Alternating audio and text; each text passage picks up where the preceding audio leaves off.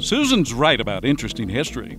Fish Lake can take history buffs as far back as 12,500 years ago, when Paleo Indians camped and hunted in the area.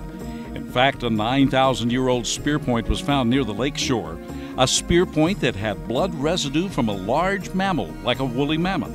Over the next few thousand years, various indigenous groups, from the Fremont to the Paiutes, found the natural lake a good place to live. But modern-day history can be traced back to the first Fish Lake Lodge, built in 1911 on the site of the present lodge. It was basically a large tent and burned down. A second lodge was erected, but slid into the lake. Then in 1928, construction began on the current Fish Lake Lodge. This log structure was completed 4 years later, and soon dozens and dozens of cabins lined the waterfront. It was the place to go in the first half of the 20th century. There were thousands of people that would come up on Friday night for the Friday night dances. Back in its heyday, this was the only water in southern Utah. There weren't any reservoirs or Lake Powell, Lake Mead. This was the place, and so this is where everybody came. Anybody who was anybody was here. It was the center of southern Utah social life, with dances on Friday nights that attracted teenagers from all over Sevier, Wayne, and Paiute counties. There are locals today that can still point to their picture in this 1952 photo. Do you kind of get the feeling we're in The Shining? Hope we don't run into Jack Nicholson. That would be freaky, wouldn't it? I think it's time to get to some present-day activities. Absolutely. There are numerous hiking, mountain bike trails. Between here and the next reservoir, there's an equestrian campground for those who want to bring their own horses and do horseback riding. A lot of different activities besides just fishing.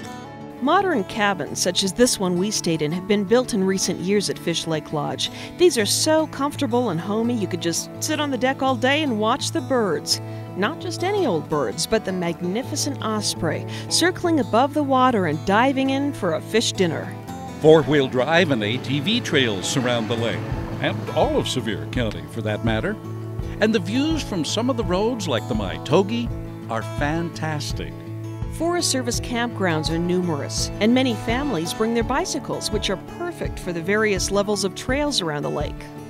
Speaking of trails, there are plenty, long and short, strenuous and easy for those who prefer their feet as a means of transportation. And the hiking? I would say it's fantabulous. It's like there's something for everyone. If you've got asthma, stick to the Lakeshore Trail because it's super nice. It just goes right on the long side of the road. And then there's the intermediate stuff, which if you go to the opposite side of the lake, on that side of the Lakeshore Trail, it's pretty good for mountain biking and those who want to go to a higher elevation.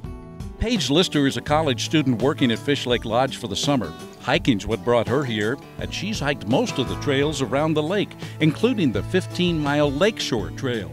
It took the whole day. And your calves burn and ache by the end of the day. And for those whose excitement level can only be jump-started by a bit of the supernatural, there is the Fish Lake Monster.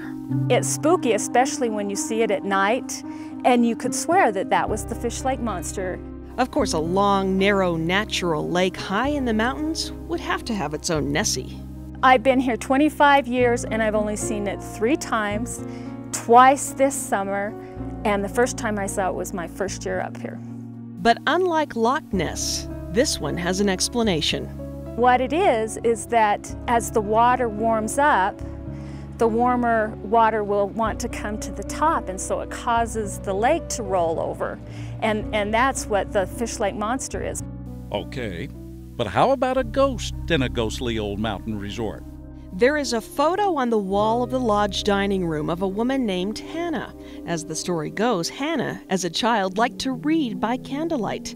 Now, sometimes when the staff blows out the candles at night to prevent another fire in the old lodge, they will return to find one candle burning, and they say they'll sometimes see an image of a child like Hannah sitting in the dining room, reading. See, I knew there was an element of The Shining here.